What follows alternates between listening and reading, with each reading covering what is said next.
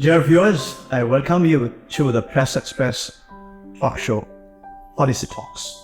Today, we do have a guest, Mr. Shamshir Mabid Chaudhary, Chairperson of Trinamool PLP. People of our country, they love to know from your part. That is, why have you left PNP? I left PNP in 2015.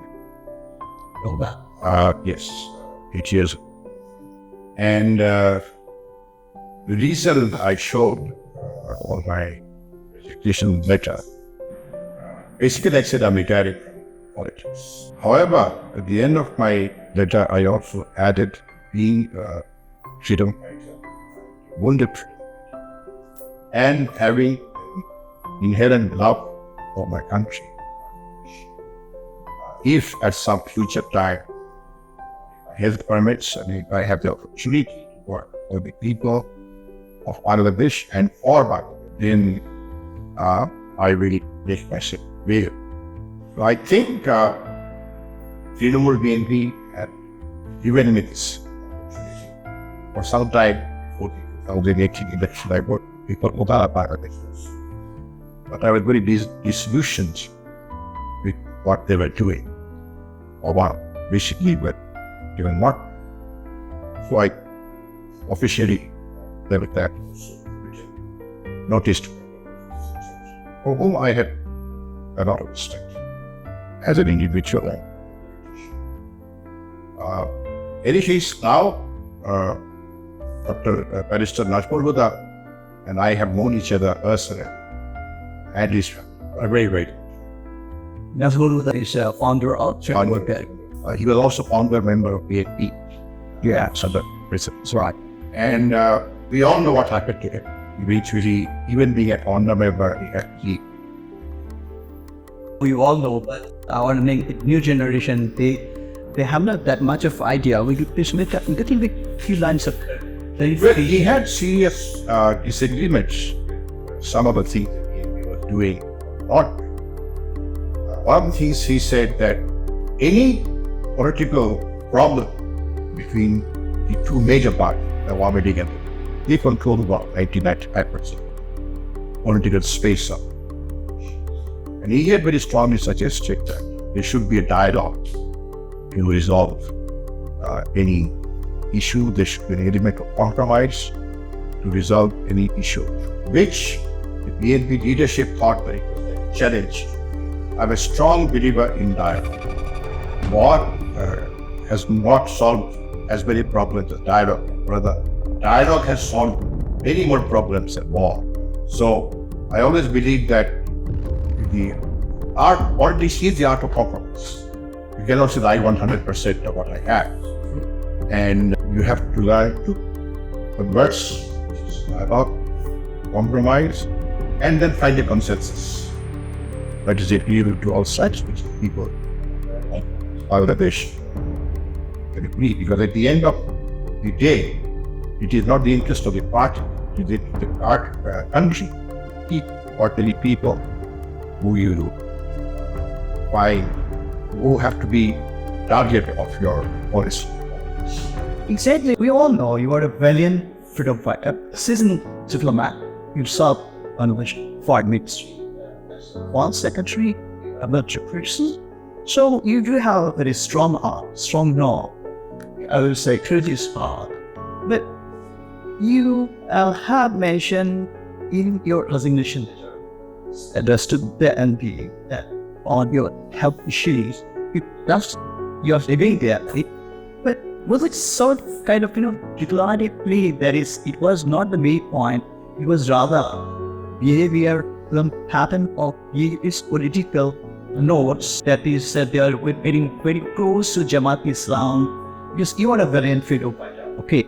And their association more of with Islamist forces, and that triggered you to leave them. See, there are many things that you disagree with. You don't say all of that. You say many of the things behind closed doors, within closed session of the political party, whichever they are. But when you take a decision, major decision, decide ostensive reason showing health. So that nobody can, question.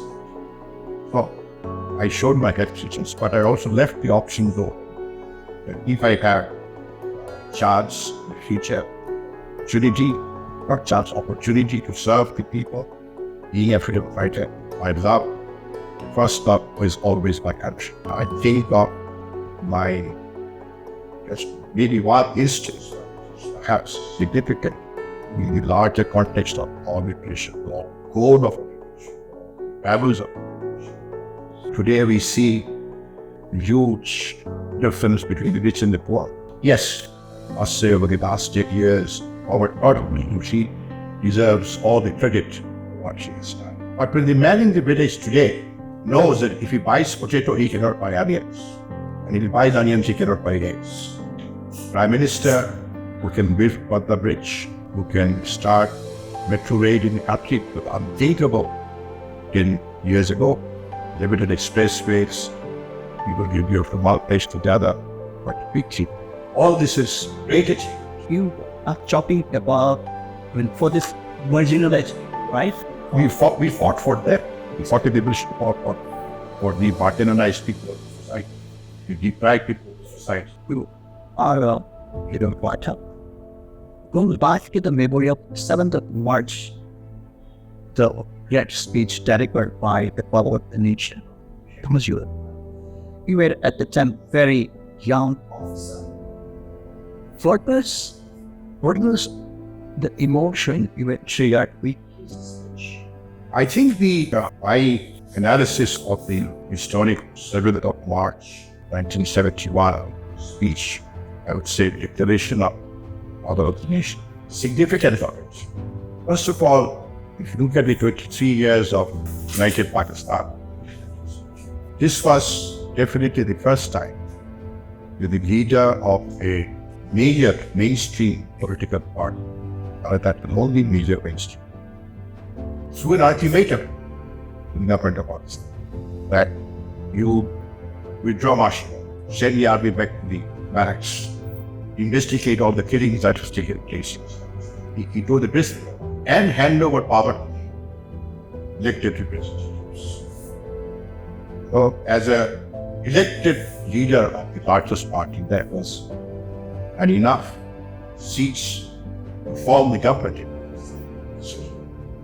Such an ultimatum in itself shows his courage, his conviction, his commitment. The other significance is, while he was throwing this ultimatum,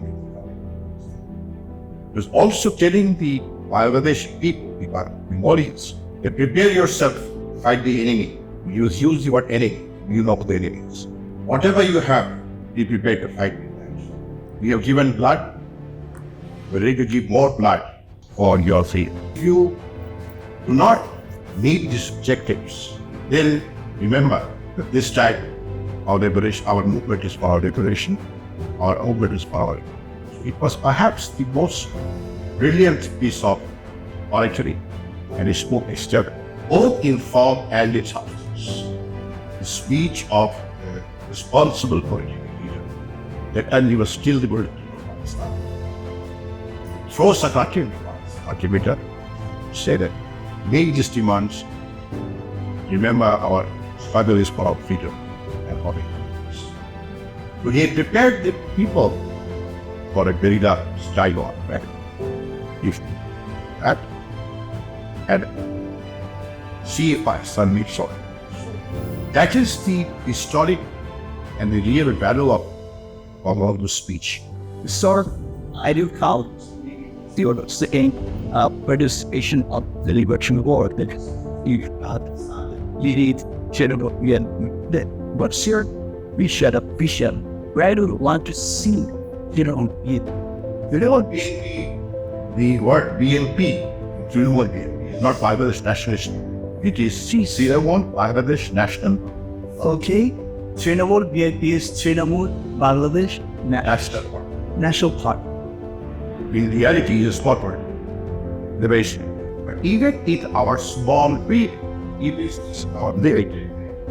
If you can bring it up there to the people of the country, try to create a national consensus on the values of our age, on the spirit of our age, that TPE, Like so, to catch the election train. of course, we want to go to elections.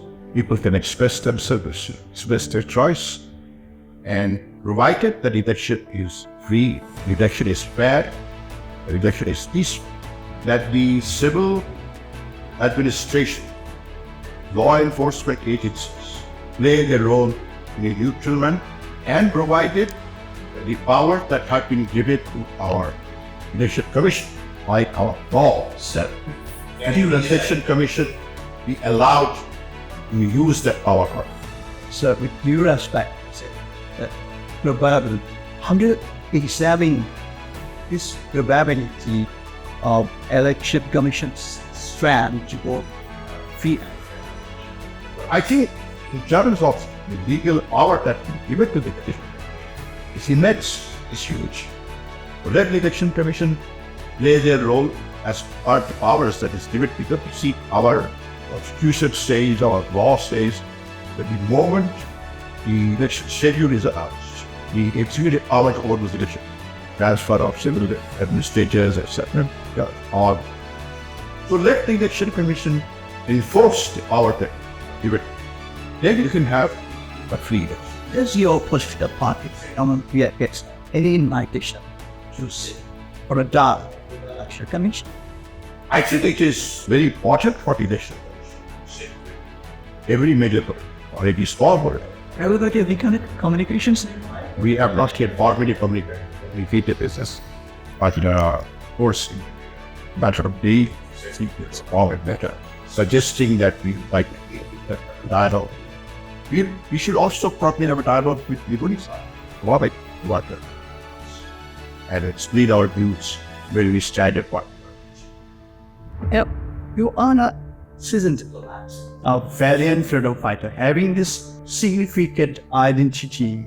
With this shed light on situation that some of major foreign power are intervening into the politics of Bangladesh.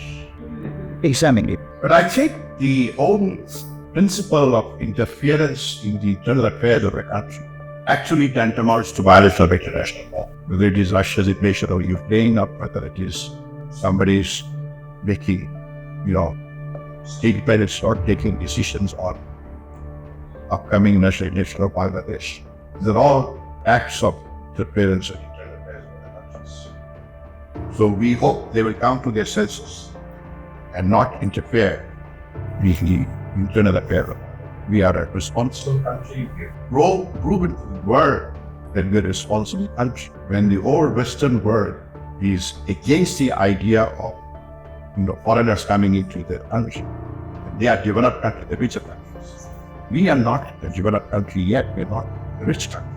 But even then, our Prime Minister gave shelter to more than 1 million Rohingya but free. This is by doing, and it has been a huge burden. It's a problem we did not create. It's a problem created by Myanmar. And then our Prime Minister gave them shelter. It shows that Bangladesh is a responsible regional and a global player. We are located very strategically.